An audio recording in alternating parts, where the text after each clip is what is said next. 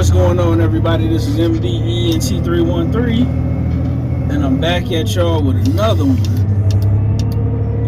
Listen, I got some great news to report.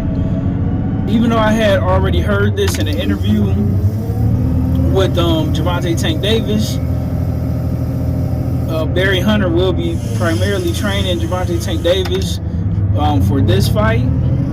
Calvin Ford and Barry Hunter were both at the face-off in the press conference.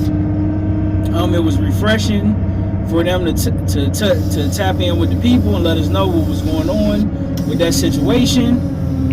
It looked like Calvin Ford and Barry Hunter has been friends for quite a while. Barry Hunter has been in the picture. I did not know that. I know Barry Hunter as being a legendary trainer. I remember when he was training Lamont Peterson and his brother Anthony Peterson. Barry Hunter is one of the most respected men and one of the most respected coaches in the game today. Brought us so many great memories in the sport of boxing. It was nice to see, I'll be honest with you. Listen, I'm a fan of trainers adding coaches to their training staff. I'm not a big fan of fighters getting rid of their long-time coaches. I believe the more coaches that you have in your corner, the better you can become as a fighter. It never hurt having an extra set of eyes, in your camp, right? Let's just say, for an example, it's some things that, somebody else may be seeing that you're not seeing, right?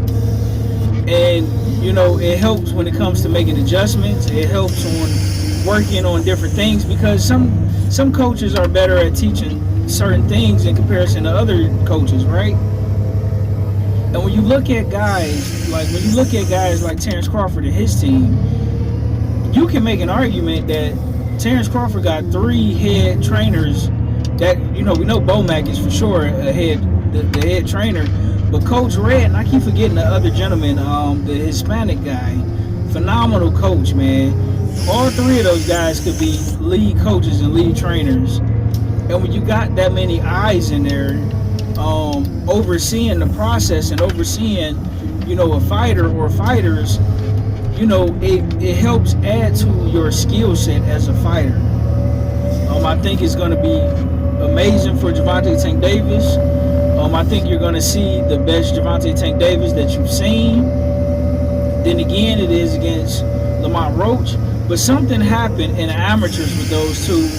I heard Tank Davis say that, Lamont Roach got a lot of power. I believe those guys either sparred or fought each other in the amateurs. But the fact of the matter is, Gervonta Tank Davis and his team has a lot of respect for Lamont Roach. And Lamont Roach is extremely confident. It's kind of put me in the mind frame of when Teofimo Lopez fought George Kambosos, where most of the public, like myself, we didn't take George Kambosos serious. We were like, man, who is this guy?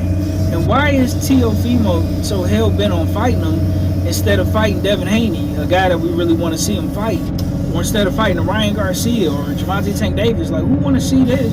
And lo and behold, George Kambosos put on the best performance of his career. He dropped Teofimo Lopez, and he ultimately beat Teofimo Lopez to become the unified champion at lightweight.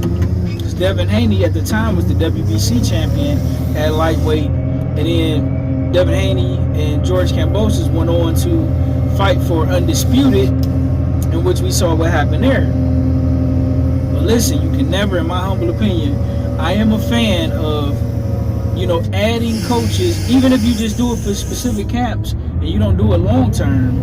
Sometimes you fighting a guy who has a style that you may be particularly hard at coaching against, or your fighter may be having a hard time with that particular style, and you can get an extra set of eyes in there to help out with that particular style.